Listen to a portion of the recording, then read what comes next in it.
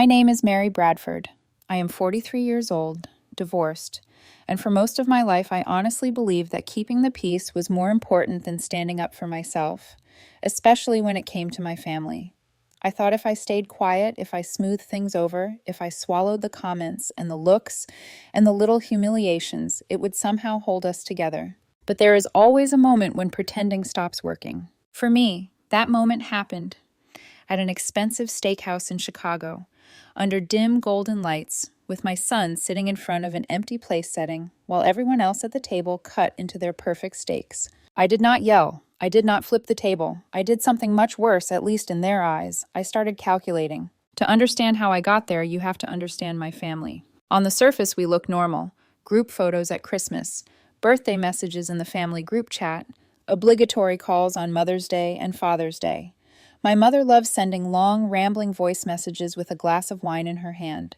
My father tells the same 3 stories every holiday, and everyone pretends they have not heard them 100 times before. We smile, we laugh, we play the part. Underneath that, there is a quiet hierarchy that has been there for as long as I can remember. I am the eldest daughter, the reliable one, the one who stayed home when my father had his first health scare, the one who took the late-night calls, filled out hospital paperwork, remembered the medication schedule, the one who wore my sister's hand-me-downs when we were teenagers and never complained. My younger sister Riley is the golden child. She is 41, 2 years younger than me, and it has always been understood that she is the star, the charming one, the successful one, the daughter my mother brags about to hairdressers and strangers in grocery lines. Riley was the one with the framed baby photos and a dedicated shelf of trophies. When we were kids, my mother would introduce us as, "This is Riley, my little firecracker," and then glance at me with a softer vigor. "And this is Mary, my steady one, steady," as if my entire personality could be replaced by a level in a water glass. Riley moved to Chicago, married Marcus, a man who turned passive aggression into something close to fine art, and had 2 children, Olivia and Mason.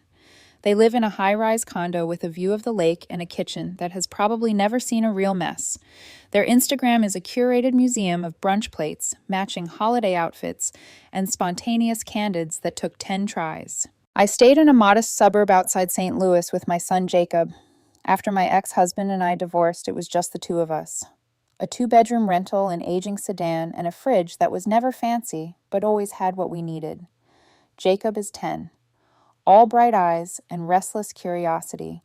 He loves puzzles, science videos, and old detective shows. He does not love being looked at like he is in the way. For years, I told myself it was fine that our lives looked different. Riley had her world, I had mine. My parents had blurred themselves into the space between us, trying to be neutral, but leaning toward the louder child without even noticing. Then my father turned 72. He has been slowing down. Some mobility issues, some memory hiccups. He still makes jokes, still laughs at his own stories, but there is a new fragility to it. You feel it when he reaches for the railing or pauses to remember a word. When Riley called me and said, "We should do something special for his birthday this year, something upscale. He deserves it. He will not be around forever," I agreed. What I did not realize was that something special in Riley's language meant something extravagant, and that her version of generosity always comes with invisible strings. She picked a steakhouse in downtown Chicago, the kind of place that has valet-only parking leather menus and wine bottles that cost more than my monthly car payment. She texted the link to the website along with, "Do not worry, I will take care of everything." Those words stuck in my head all the way from St. Louis to Chicago. "Are you nervous?" Jacob asked me from the passenger seat as we drove up the day of the dinner. He was wearing his little blazer, the one he loves because he thinks it makes him look like a young investigator in an old movie. "A little," I admitted. "Are you?" He shook his head, watching the highway lights streak by. "I just want Grandpa to like my card." He had made the card himself with markers and a photo he insisted we print the 2 of them, fishing at a man-made pond near our house. My father had not been well enough to travel much, so we met at that pond, halfway between our cities, a few times a year. In the picture, my father is laughing mid-sentence, and Jacob is caught looking up at him like he is the entire sky. We checked into a cheap motel outside the city, the kind with beds that squeak when you sit down and ice machines that hum through the night. I helped Jacob smooth his blazer, fixed his collar, and brushed his hair back. "You look very handsome," I told him. He grinned, ears going slightly pink. "Do you think Olivia and Mason will be there?" Yes, I said, it is a family dinner. Jacob nodded, trying to sound casual. I hope they talk to me this time. That was the first little crack in me that evening. We were the last to arrive. When we walked into the restaurant, I spotted my parents, Riley, Marcus, and their children, already seated in a massive corner booth.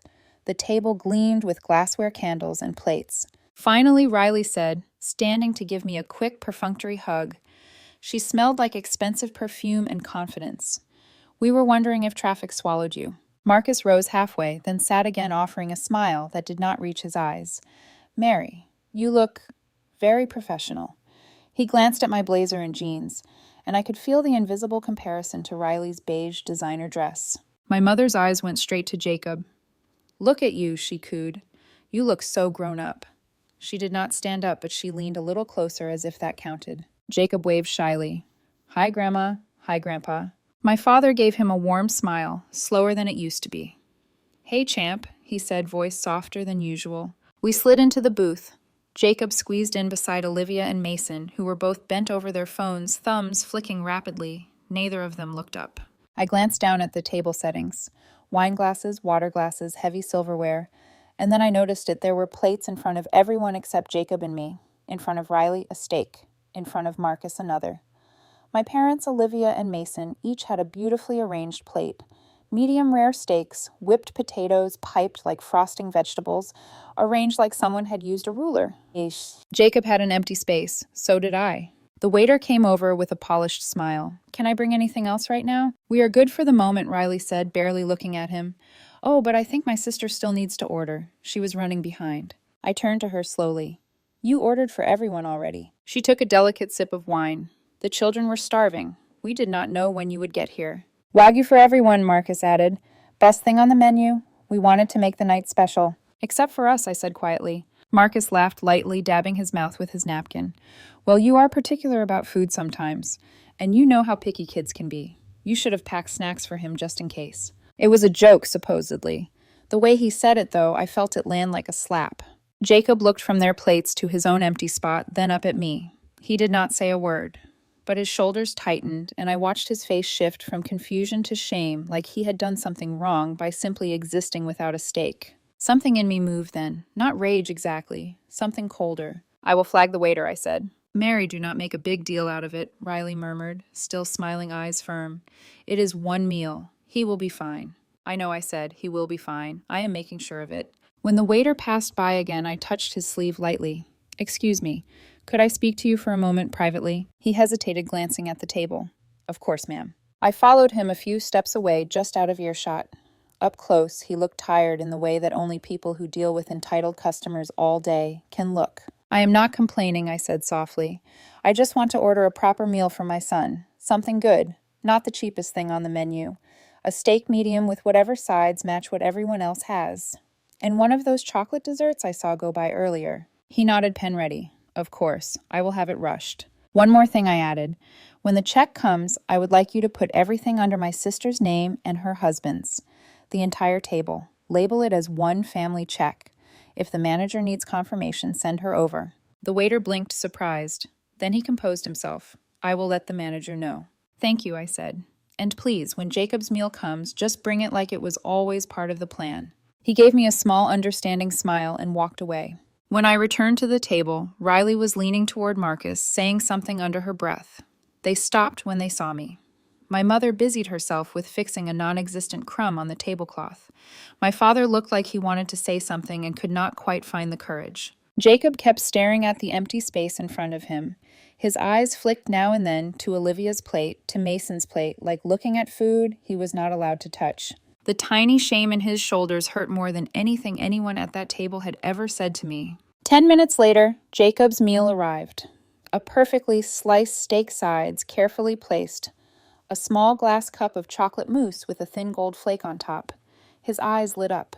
Thank you, Mother, he said quietly, the words thick with relief. You are welcome, Jacob, I answered, forcing my voice to stay calm. Riley raised an eyebrow. Going all out, are you? I figured he deserves the same as everyone else, I said. That was the first crack, the first moment her smile tightened.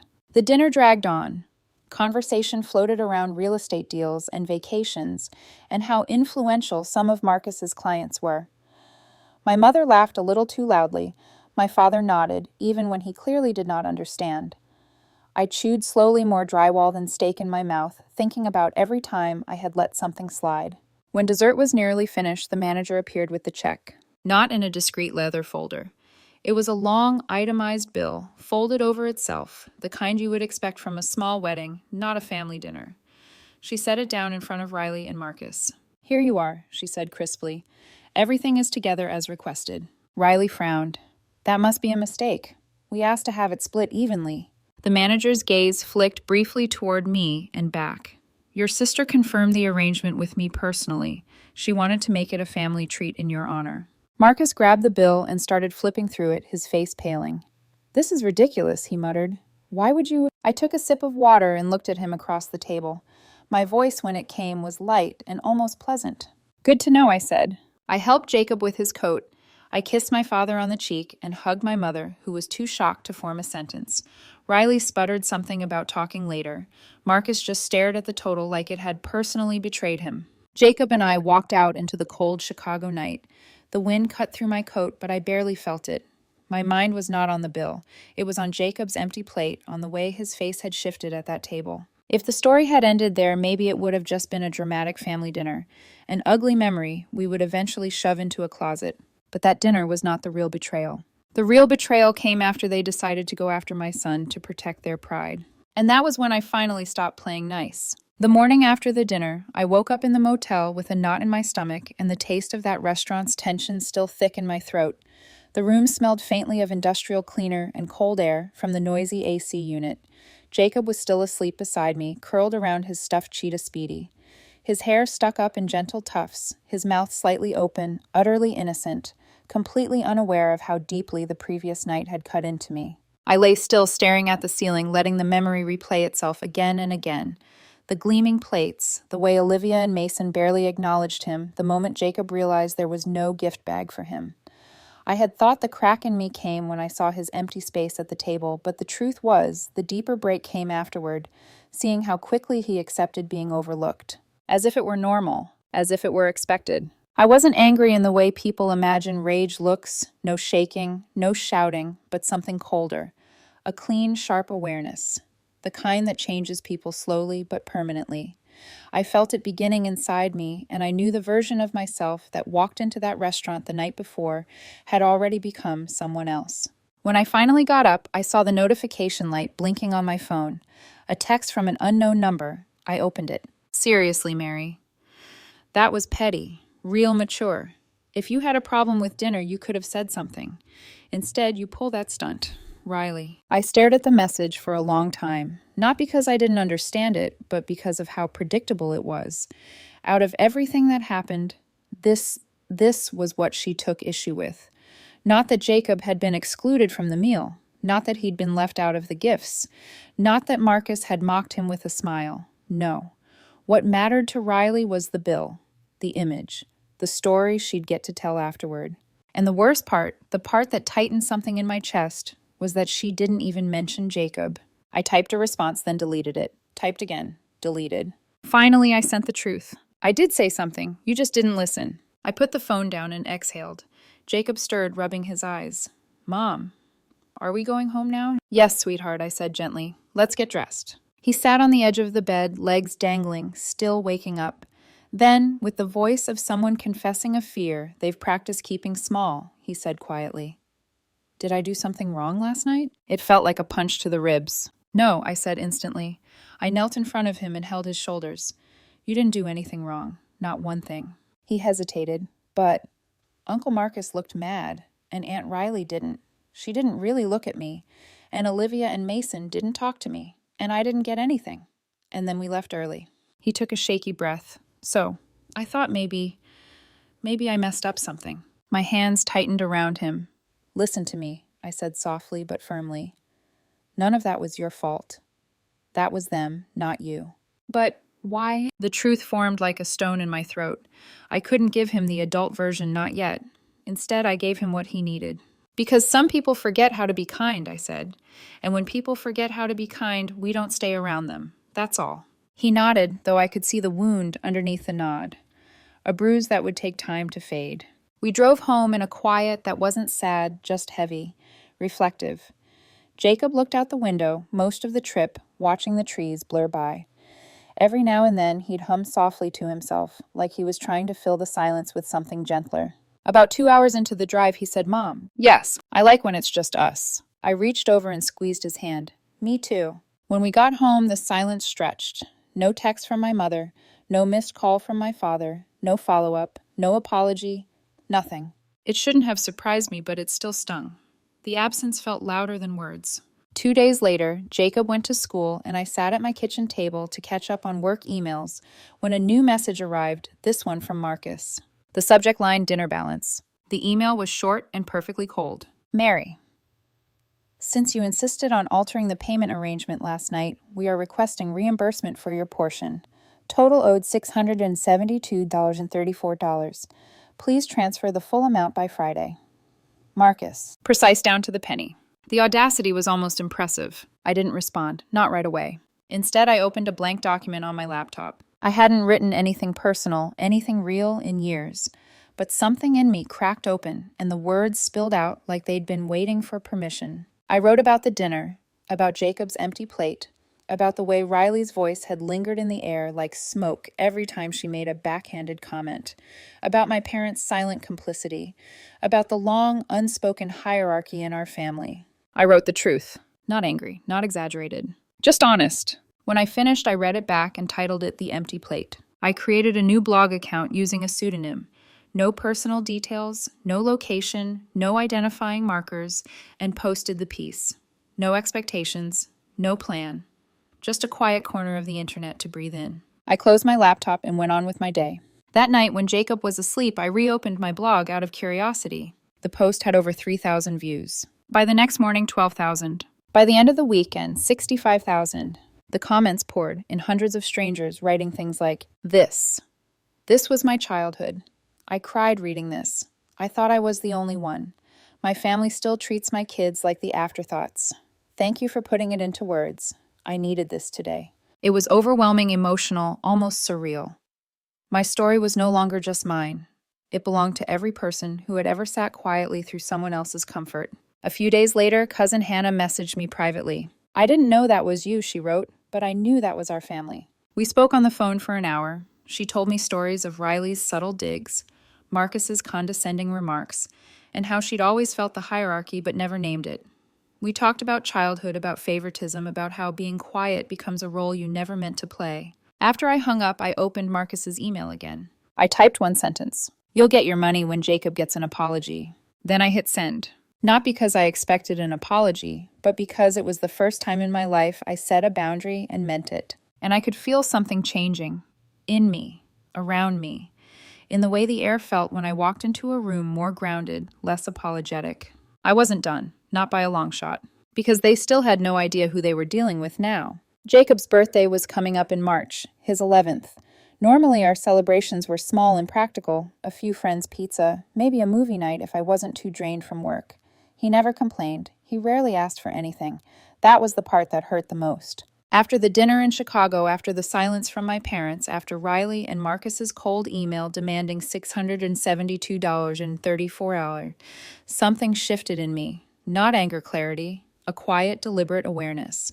I wasn't going to let Jacob grow up believing he had to shrink himself to fit into spaces that didn't want him. If the family he was born into refused to treat him with dignity, then I would build him a new circle. And so for the first time in his life, I decided to go big. It started when I picked him up from school one afternoon. He climbed into the car backpack slung loosely, hair sticking up like he'd been racing the wind. "Hey, kiddo," I said.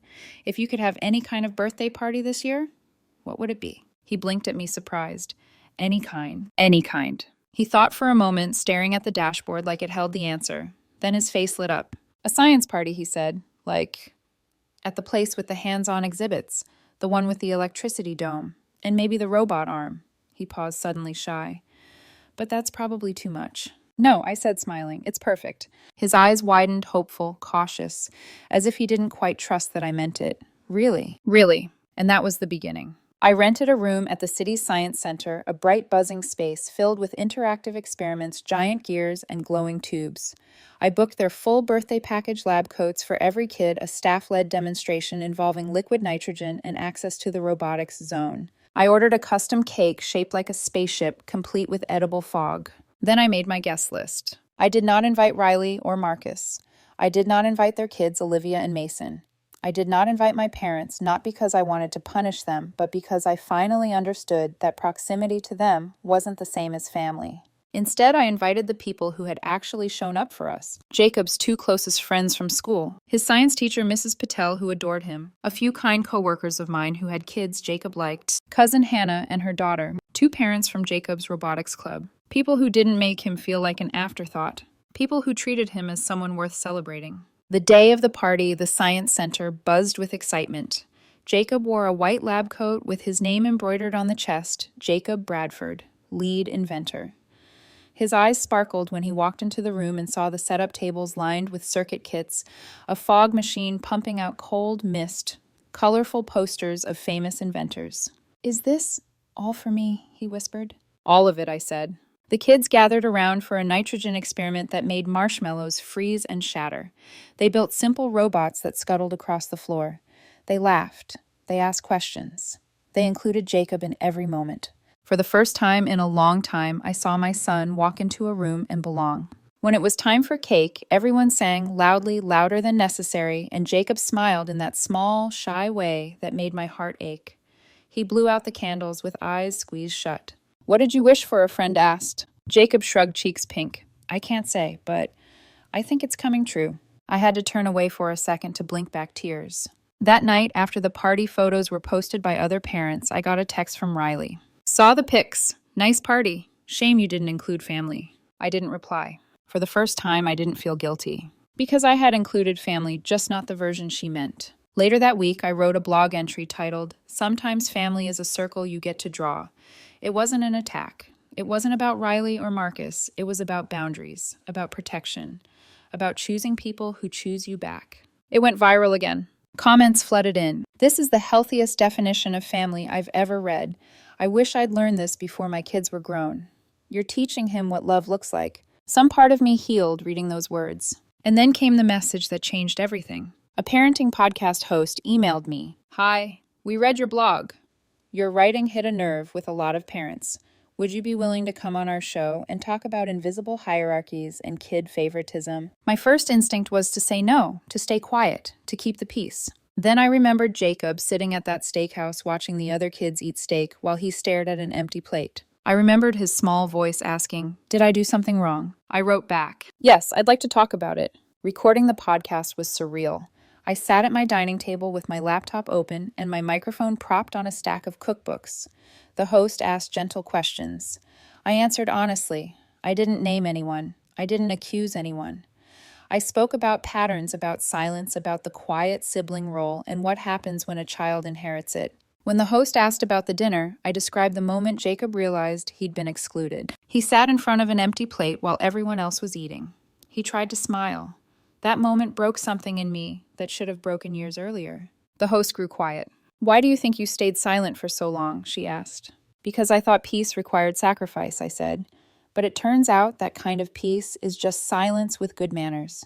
When the recording ended, I felt lighter. Not vindicated, just heard. The episode aired 3 weeks later. Within 72 hours, it had over 200,000 streams. A short clip me describing Jacob's empty plate was turned into a TikTok video. Then 2, then 5. Every version had a different caption. This broke me. Protect your kids from your own family. I am crying. I've lived this. The internet didn't know who Riley was, but Riley knew who she was. And so did Marcus. And so did every person who'd ever sat at a family dinner wanting to disappear. That evening, my phone buzzed. A voicemail from my mother. I listened. "Mary, what is this podcast people are sending me? Riley is furious. Marcus says he's contacting a lawyer. You need to call us back. This is getting out of hand." Not, "Are you okay?" Not, "Is Jacob okay?" Just fear. Fear of how things looked. I replayed the voicemail twice. Then I deleted it.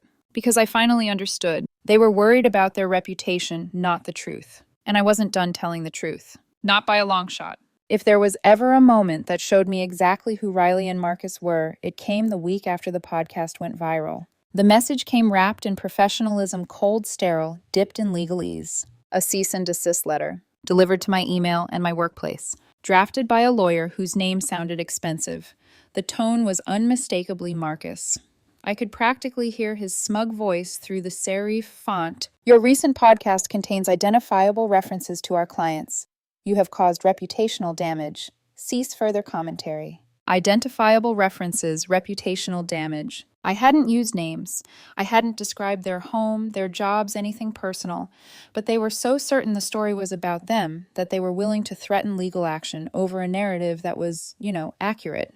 The irony. They were outing themselves. To me, to the world, to anyone paying attention. I forwarded the email to the podcast host. He wrote back within minutes. Classic deflection. Do you want to do a follow-up episode? I stared at the message for a full minute before replying. No, I have a better idea. The idea didn't come all at once.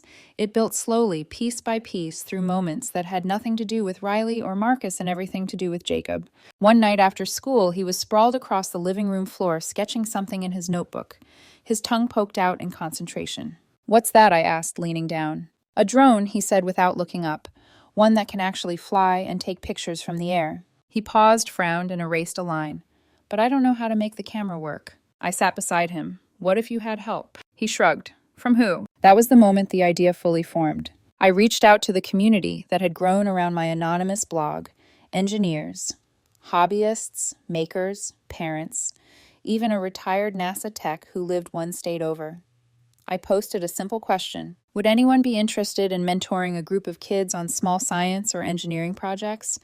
Not for credit, not for money, just kindness. Within 24 hours, I had 3 volunteer mentors, 6 excited kids, donated supplies, and a free room at the local library every Saturday morning. Jacob helped me name it. The Young Inventors Club.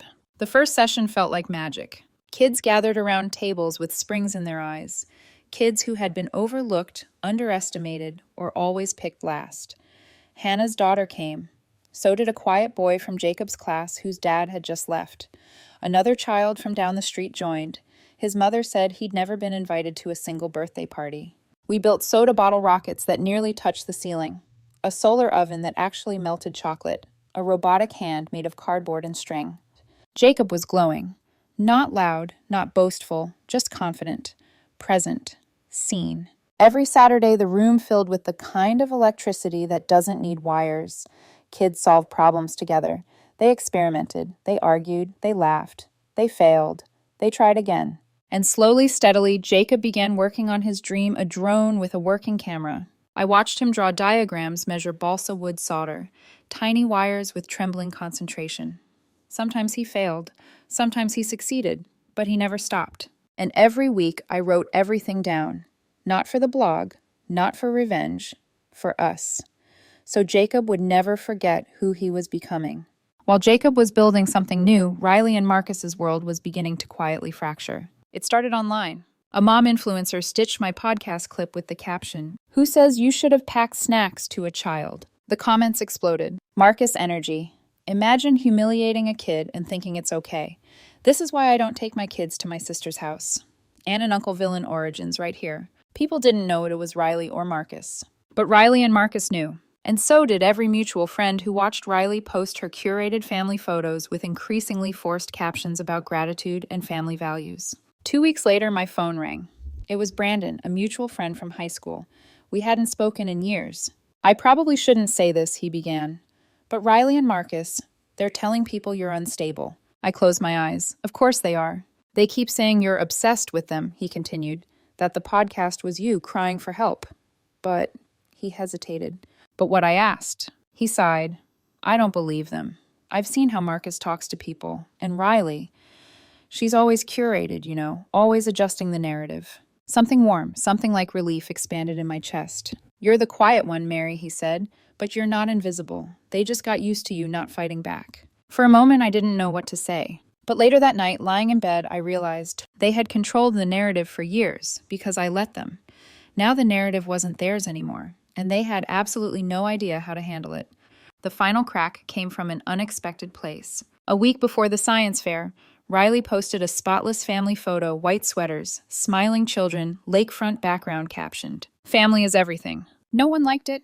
Literally no likes. Not one. For the first time, the carefully polished mirror she lived in reflected reality instead of fantasy. And this time Riley couldn't blame me. She couldn't blame Jacob. She couldn't blame anyone. The truth had quietly, gently, methodically outgrown her control. And I was just getting started. The message that changed everything didn't come from Riley or Marcus, it came from my father. A knock at my door, soft, uneven, familiar. I opened it to find him standing there with a plastic container of my mother's lemon bars. The universal Bradford family symbol for we messed up but don't know how to say it. He looked smaller than I remembered, older, like the weight of something long ignored had finally settled on his shoulders. "Got a minute?" he asked. I stepped aside. The house was quiet.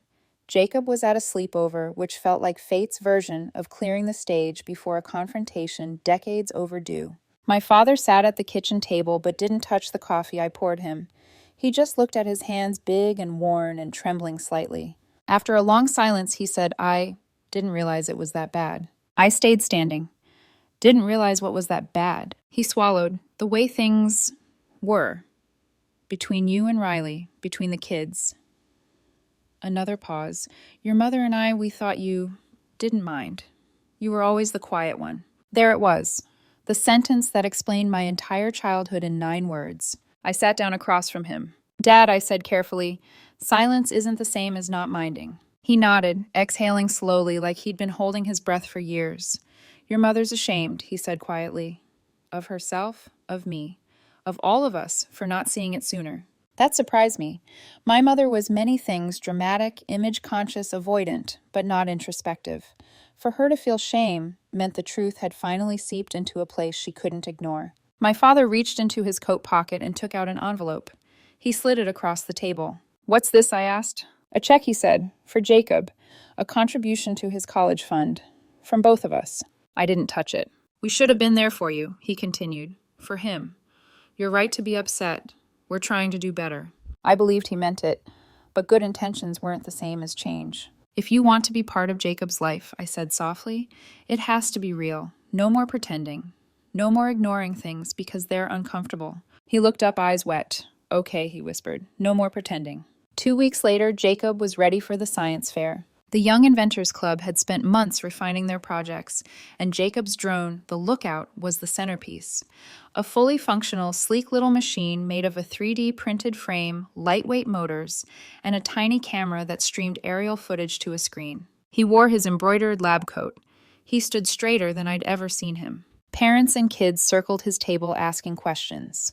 He explained circuitry, weight distribution, coding, airflow, all with a nervous but radiant confidence that made my eyes sting. A judge leaned down, nodding slowly as Jacob talked.